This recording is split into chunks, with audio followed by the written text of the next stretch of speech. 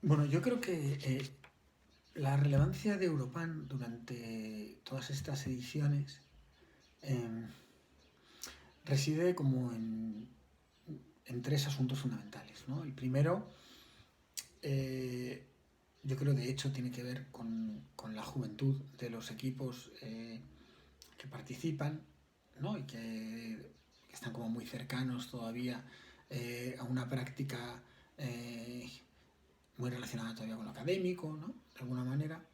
Por otro lado, al hecho de que los escenarios sobre los que se actúa, sobre los que se proponen las, las actuaciones, son escenarios, digamos, consensuados como por una especie como de gobernanza transversal, ¿no? Y por tanto atienden a muchísimas cuestiones diversas y no solamente aquellas como que a priori pudieran ser más específicamente arquitectónicas.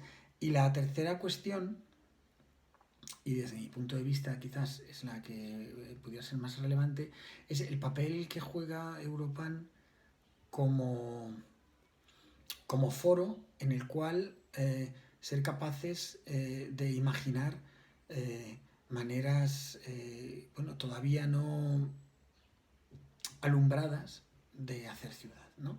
Y esto yo creo que tiene especial interés en la medida en la que viene a llenar un vacío que, pues desde hace 30, 40 años, ¿no? Cuando se escribe el último manifiesto relevante sobre nuestras ciudades, pues no digamos, ha quedado como completamente olvidado, ¿no? El neoliberalismo parece que también digamos, ha eh, aceptado sin dudarlo los planes urbanos como hechos ciertos, ¿no? Y por tanto digamos que el desarrollo de la práctica arquitectónica ha venido limitada como a la experimentación volumétrica y más o menos contextual de, bueno, de unos ciertos sistemas, en el mejor de los casos, unos objetos con más o menos interés en otros, que se insertan en pedazos de ciudad sobre los cuales no hay capacidad de actuar de una forma relevante, ¿no?